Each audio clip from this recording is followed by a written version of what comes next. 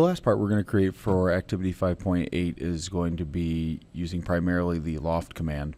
And we're going to create this small rectangular prism, a couple sketches, or one on either side, and then we're going to loft and cut between those two sketches. So the first thing we need to do is create this rectangular prism, which is 2.5 by 1.5, and then if we zoom in a little bit, see that it has a depth of 1.5. So go ahead and into Inventor, create a new part, and we're going to make this initial rectangle that we sketched 2.5 by 1.5. So if we go ahead and start a new sketch on the XY plane, I'm going to grab the rectangle tool, snap to the origin. I'm going to make that 2.5 wide, tab over, 1.5 tall. Finish that sketch, and then we're going to extrude that profile 1.5 inches deep. Hit OK. And if we go back to the activity sheet, we have two sketches we're going to make, both triangle shapes, one larger and one smaller, one on one side and one on the other. So I'll go ahead and start with this one on the left first. Go back to Inventor, create a 2D sketch on that front face. And first thing I'm going to do, and there's a lot of ways that you can place this. Some of you guys have figured out different types or different ways in which you like doing sketches. The way I'm going to do this on this side is I'm going to create this horizontal line on this top edge and just place that without any dimensions. And then I'm going to grab my dimension command, and I'm going to dimension from the end point of that line to this left edge. Try that one more time. We'll try from the left edge to that point. Pull that up, and that should be 0.25 per our dimensions. And then we'll do the same thing on the other side from that right edge to that point, and that'll be 0.25. Then I'm going to use the line command, and I'm going to come down to the center point and find the center point, and it lights up green there when I'm at the center point. I'm going to click on that and drag up a vertical line that is 0.25 inches long. Right click OK, and then I'm going to use the line command, and I'm just going to use the right click menu and create line, and I'm going to go from the left side of that initial line I created to the end point of this line, and then complete that shape up to the top, and that'll give me my first triangle. Right click OK.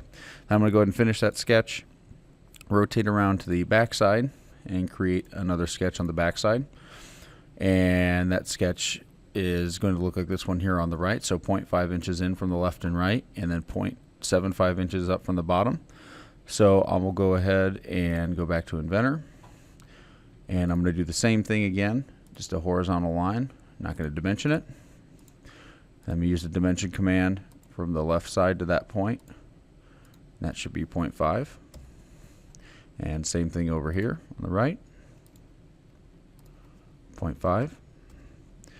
And another way that I can do this, instead of using the line down here, I can actually use a point. And then I'm just going to place the point here roughly in the center of the part. And then I'm going to use the dimension command to dimension that from the bottom. That should be 0.75. And I know my overall width of this block is 2.5, so I can dimension this from the point to the left side.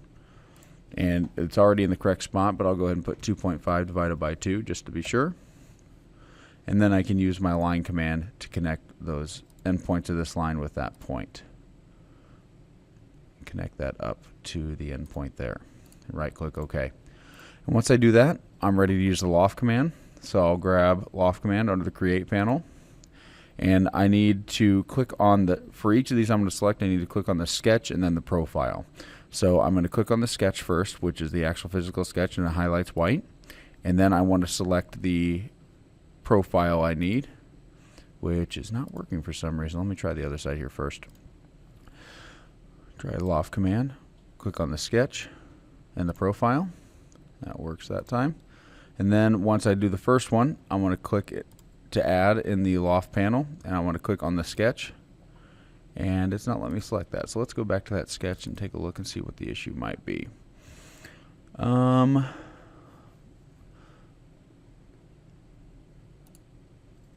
ahead and delete that top line there, and that might have been the problem. Let's see if that works. Let's go to loft, and that's not working either. All right, let's go back and redo that sketch real quick on that back edge. And we'll try a different method, the method a lot of you guys might use, which is drawing lines. So I'm going to draw this line from that left edge, and that should be 0.5 in. And I'm going to do the same thing on the opposite side. 0.5. Okay. And then I'm going to draw a line in from the bottom. I'm going to snap to that center point, which is right there. And that should be 0.75. Right click, OK. And then right click, create line. And I'm going to connect all those together to create my triangle. Then what I'm going to do is I'm going to go back and delete those lines. Let's see if this helps. Alright, let's finish that sketch and try it one more time. Click that sketch. There we go. It selects the profile. And then I'm going to rotate back to the other side and click to add. Select the sketch itself and then the profile I want to extrude. And it doesn't look like it's doing anything right now. You need to make sure that you select the cut option on the left hand side of the loft panel, and you'll notice that arrow will appear, and if you hit OK, it's going to go ahead and cut out that shape for you. If you have issues selecting the profile, generally it's a constraint problem, and I'm not sure exactly what was wrong with that one, the one I created, but it's really quick just to go back and redo the sketch and try it again. It takes you, 20-30 seconds to resketch that and re-loft that. So that's, if you have those issues, try that first, and then if you don't, or if that still doesn't work, check with the instructor to get some help. Once you have this part done, make sure you have it saved to your 5.8 folder, and if you'd like, you can always go and add a color to it as well. I'll stick away from gold this time. We'll go with light red, and save this to your 5.8 folder, and you're completed with this part.